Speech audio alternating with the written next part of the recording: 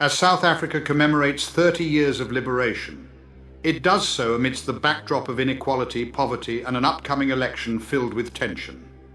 Greetings, everyone. Today we will be delving into the subject of South Africa's upcoming celebration of 3 decades of liberation.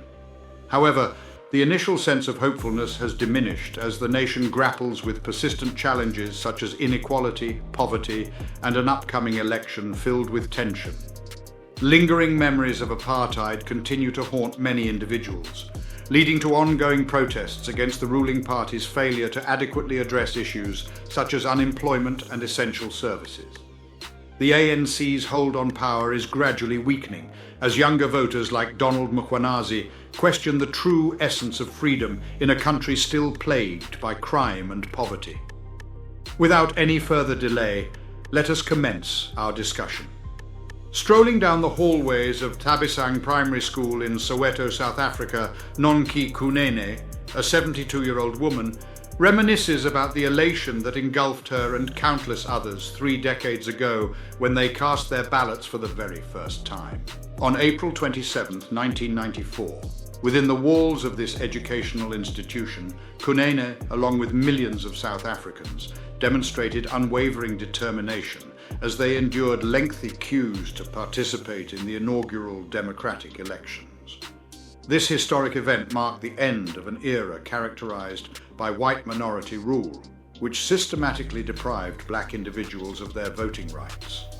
As the nation prepares for Saturday's festivities, commemorating 3 decades of liberation and democratic governance, the initial fervor and hope that characterized that era have waned, overshadowed by a multitude of obstacles confronting Africa's most advanced economy.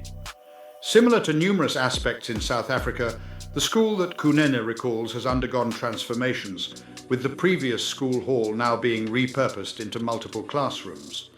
Kunene expressed a longing to return to the day when Nelson Mandela became the first black president of the country, and a new constitution was introduced, granting equal rights to all South Africans and putting an end to the discriminatory apartheid system.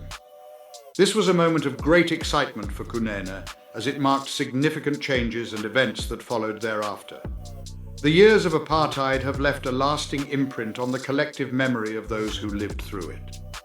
According to 87-year-old Lily Makanya, the memories of the suffering endured at the hands of white individuals remain etched in her mind.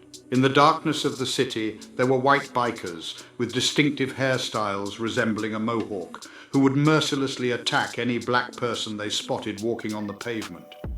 The cruelty displayed by those young white individuals was truly appalling.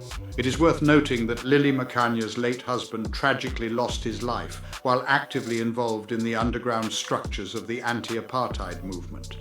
Should they happen to spot you strolling along the sidewalk, the consequences would be severe, resulting in a brutal assault that may leave you lifeless. To Makanya and numerous individuals who patiently waited in those lines to cast their votes in 1994, it symbolized a pivotal moment in transitioning from a violent history to the hope and potential of a prosperous tomorrow. However, after the passage of 3 decades, a significant portion of that hopeful outlook has dissipated in the face of the pressing issues that plague the nation. These challenges encompass the ever-growing disparity in wealth distribution, with the black majority in the country still grappling with poverty and an alarmingly high unemployment rate of over 32%, which stands as the highest globally. Official statistics reveal that over 16 million South Africans depend on monthly welfare grants as a means of survival. Communities are increasingly resorting to public demonstrations as a means of protesting the African National Congress' inability to provide essential services such as employment opportunities, water, and electricity. The country's economy is being severely impacted by an ongoing electricity crisis, which has led to debilitating power blackouts. This has only added to the party's troubles, as both businesses and households are frequently left without electricity for extended periods of up to 12 hours a day. The economic prosperity experienced by a small portion of South Africa's 60 million inhabitants is exemplified by areas such as the affluent Johannesburg suburb of Sandton, where stunning skyscrapers and lavish homes can be found. Located just a few kilometers away from Santon, the township of Alexandra serves as a stark representation of the dire living conditions endured by the impoverished black majority in the country, where streets are marred by sewage from burst pipes and pavements are cluttered with uncollected garbage. The major cities, including Pretoria and Cape Town, are riddled with these contradictions, which are poised to play a central role in the highly anticipated and fiercely contested upcoming elections in May. In a significant shift, recent polls are suggesting that the ANC, in power since 1994, may receive less than 50% of the national vote for the first time, potentially resulting in a loss of power unless it successfully forms a coalition with smaller parties. The sense of nostalgia does not strike a chord with younger voters, such as 24-year-old Donald Mkhwanazi. Having never voted before, Mkhwanazi is eagerly participating in the campaign efforts of Rise Mzansi, a new political party that will be competing in its inaugural national election on May 29th. He explained that despite having the chance to vote in both the 2019 and 2021 local elections, he ultimately chose not to exercise his right to vote due to a lack of convincing arguments from the established political parties. The past 3 decades have left me questioning the necessity of casting my vote. Our discussions revolve around the concept of freedom, but can we truly claim to be liberated from crime and poverty? What kind of freedom are we even referring to? According to political analyst Pearl Mancube, it is understandable for South Africans to feel let down by their leaders.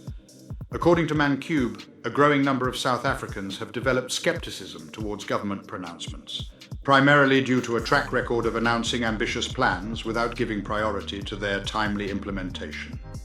While Freedom Day is intended to symbolize the nation's shift away from a history of oppression, she emphasized the significance of addressing present challenges and outlining strategies to overcome them. In her statement, she emphasized the importance of not relying on the past or any sentimental attachment to it as a means to evade taking responsibility for the current situation.